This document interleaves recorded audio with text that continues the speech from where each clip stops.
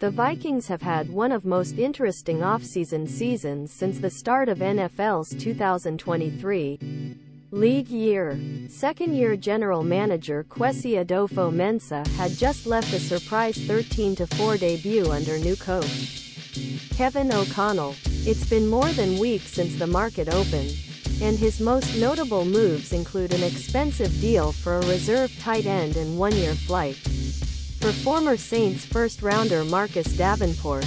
However, one area in particular feels more mature than usual for future change: the quarterback. Kirk Cousins is the Vikings' first player to be generously paid in half a decade and will likely play his current contract, especially after Minnesota recently overhauled its deal to vacate the pay cap area. But Adofo-Mensah has repeatedly implied an eventual upgrade at the center, advocating flexibility in QB plans. And Cousins, in one contract year in the U.S., he will take the field at Bank Stadium. Leaving Cousins before the next season will be difficult financially.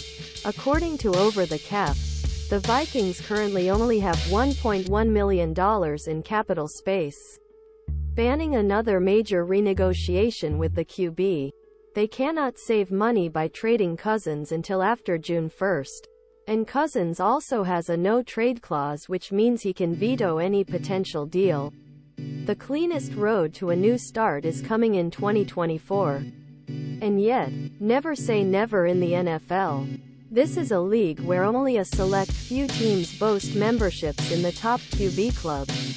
And right now, there are a few scenarios that, however unlikely, could give Vikings a long-term advantage in the most important position in sport. Here's a look at possible next steps and possibilities. Release more money pictures. This will be the first step towards doing anything in QB. Some veterans will still be laid off for limit savings. Consider Zadarius Smith, who made the pass that would free the exit at least $7 million. Running back Dalvin Cook is another candidate who needs to be moved, especially as he is recovering from a long-standing shoulder injury. His fellow runner, Alexander Mattison, is back on a $7 million extension and has the ability to perform RB1 duties perfectly alongside a cheaper veteran rookie.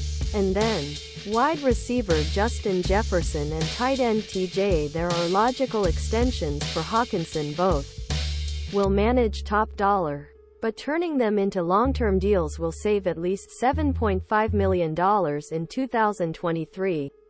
According to Over the Cap, creatively unloading the Cousins also ideally frees up space. Trade for Lamar Jackson. The Ravens star didn't come cheap. In fact, it would definitely be even more expensive than Cousins. He also has his own flaws, especially a recent injury history. But at 26, with an MVP and unteachable electricity under his belt, he could match Jefferson to give Minnesota two of the game's most explosive young quarterbacks. And most importantly, he is available. The Ravens can technically meet any offer he receives as a free agent under the non-exclusive franchise label. But Jackson's relationship with Baltimore is fraught with uncertainty. If the Ravens somehow let him skim through bidding paper, the Vikings will have to offer 2 first-round picks as compensation, a potential bargain through Minnesota's eyes if you're securing such talented young QB long-term. If Ravens try to move Jackson via a traditional trade instead, cost will likely be higher, 2 first plus an additional pick and/or player, but it could also open door for Cousins to be included in trade. Cousins wouldn't hesitate to move to Baltimore, where John Harbaugh and co. are proven opponents with solid defenses. How about the 2023 first round, 2024 first round, 2024 second round and Cousins of the Vikings in exchange for Jackson?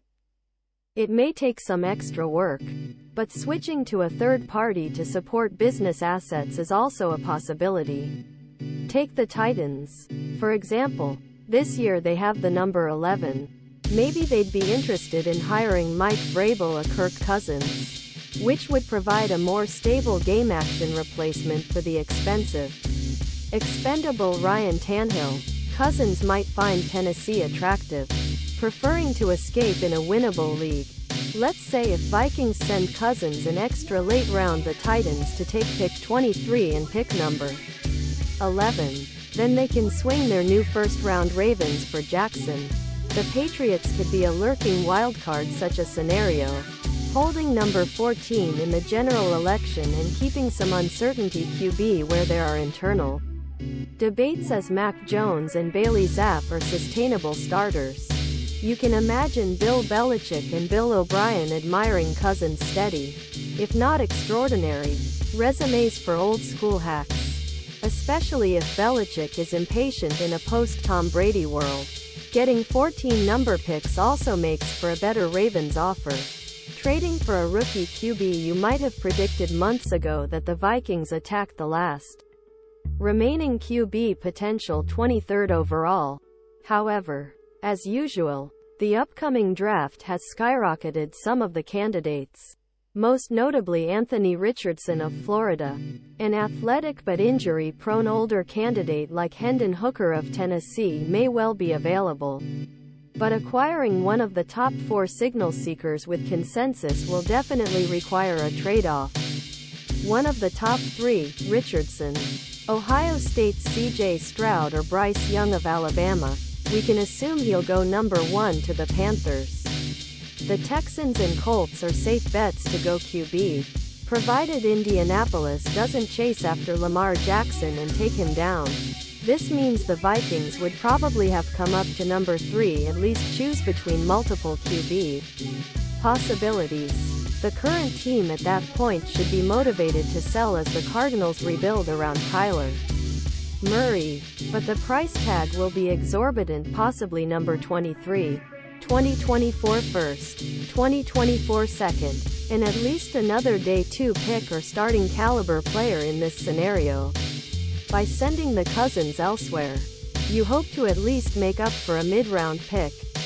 If one of top names like Young or Kentucky's Will Levis somehow slips more than expected, Bears, Eagles, Jets or Packers, all either there are starting QBs available or, in case of Jets, there will be one by then.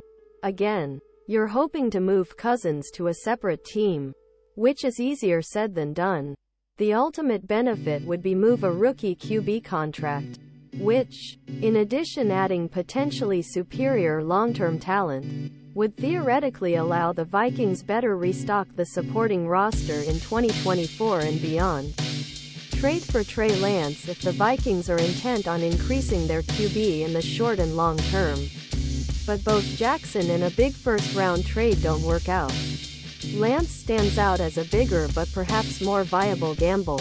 The Minnesota native 49ers QB is relatively unknown after 2 injury-ridden NFL seasons, and it's unclear what his future will be when Brock Purdy, the Niners' unexpectedly prominent player on the field, returns in 2022.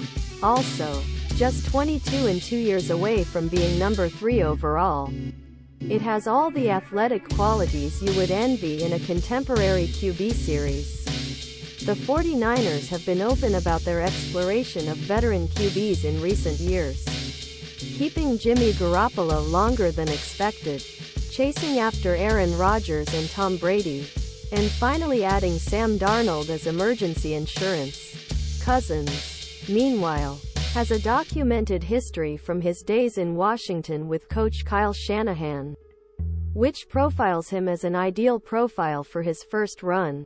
Quick strike attack.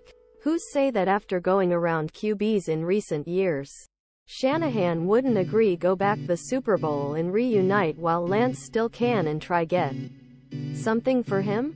From the Vikings' point of view, Lance registers as an active but unpretentious setter, much less confident than Cousins. But still he's young, cheap, and has some tools that Cousins doesn't have. It would be a riskier bet than Adolfo Mensa, but it would probably cost less than a move for Jackson or top rookie, especially given Cousins' potential value for the 49ers system.